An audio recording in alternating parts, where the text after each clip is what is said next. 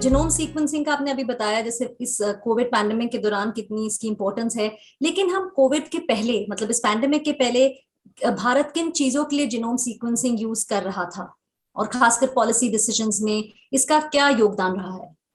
तो इसके पहले जीनोम सीक्वेंसिंग ज़्यादातर हमारे पॉपुलेशन के जीनोम एनालिसिस के लिए इस्तेमाल हो रही थी कि हमारे यहाँ 5,000 एथनिक ग्रुप्स हैं, तो उनके अंदर जीनोम लेवल पे क्या डिफरेंसेस है।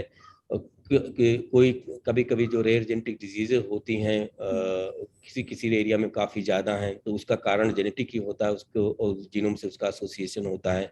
तो किस पॉपुलेशन में किस तरह की डिजीज होती है, और खास करके शुरू में अफ्रीका से 70,000 साल पहले पहला माइग्रेशन हुआ था, जो कि गुजरात और केरला के कोस्ट से होते हुए फिर अंडमान गया। जो अंडमानीज लोग आज हैं वो जी। अफ्रीका से आए हैं, भारत से होते हुए हो गए हैं, जबकि पहले अलग तरह से लोग सोच रहे थे कि इंडोनेशिया वगैरह की तरफ से आए हुए हैं। तो इस तरह से हमारे जीनोम सीक्वेंसिंग से बहुत ज़्यादा हमको हमारी खुद की जो जनसंख्या है, जो पॉपुलेशन, को समझने में मदद मिली है कि हम एक दूसरे से कैसे सिमिलर भी हैं और अलग भी हैं। जैसे एंशियंट साउथ इंडियन पॉपुलेशन थी, जो कि जैसे मैंने बताया 70-80 हज़ार साल पहले आए थे लोग। उसके बाद नॉर्थ इंडियन एंशियंट पॉपुलेशन थी, करीब 40-50 हज़ार साल पहले आई थी। और जो आज की जो पॉपुलेशन है वो इन दोनों पॉपुलेशन का एक तरह का एडमिक्सचर है। बाद में हमारे यहाँ जाति प्रथा ये सब आ गई और हम आइसोलेट होके छोटे छोटे सब पॉपुलेशन में डिवाइड हो गए। तो ये सब चीज़ें हमको जीनोम के माध्यम से पता चलते हैं कि हम किससे कितने रिलेटेड हैं। और जीनोम से ही हम पर्सनलाइज और प्रिसीजन मेडिसिन की जो बात आप सुनते होंगे बहुत ही ज़रूरी है, वो पता चलती है कि किस तरह का जीनोमिक स्ट्रक्चर कौन से ड्रग के लिए उपयुक्त है और कौन सा ड्रग काम नहीं करेगा। वो चीज़ें बड़े पैमाने पे चल रही हैं और उसका आगे आने वाले सालों में हमको इसका फ़ायदा मिलेगा। अगर इसके हम अलावा हम प्लांट्स और एनिमल्स के और माइक्रोबायोम की जीनोम सीक्वेंसिंग करते थे इस पैंडेमिक के पहले बहुत सारी लैब्स में। अगर मैं जीनोम सीक्वेंसिंग के बारे में पूछूं, जैसे अभी हम इस्तेमाल कर रहे हैं पैंडेमिक से लड़ने के लिए, फर्दर मतलब आगे साइंस टेक्नोलॉजी किस तरह यूज की जा सकती है, ताकि ये जो आगे ये ऐसे पैंडेमिक्स ना हो, हम उसे किस तरह प्रिवेंट कर सकते हैं?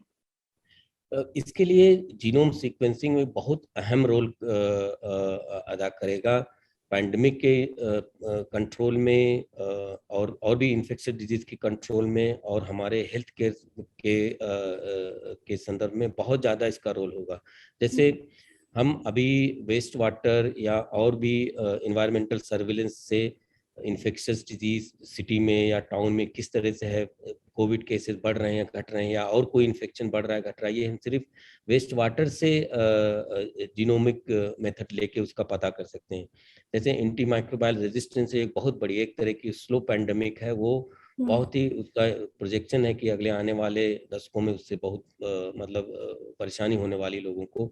तो उसका पता जीनोमिक सर्विलेंस से हम लगा के और उसको कंट्रोल कर सकते हैं। उसको अवॉइड करना एक चीज़ है, उसके बाद उसके लिए कुछ से उसका हल ढूंढना एक दूसरी चीज़ है, तो वो भी कर सकते हैं। और जीनोम की टेक्नोलॉजी इतनी ज़्यादा बड़ी है कि हम जीनोम को सिर्फ सीक्वेंस ही नहीं कर सकते, हम उसको बदल भी सकते हैं।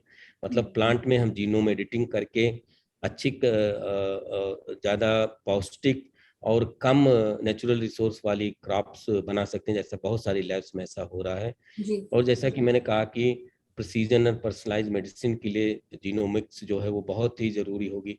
रेयर जेनेटिक डिजीजेज जो होती है वो हमारे जीनोम में रहती है। अगर दोनों पेरेंट्स के अंदर वो रेयर जेनेटिक डिजीज का म्यूटेशन है तो बच्चे के अंदर डिजीज हो सकती है।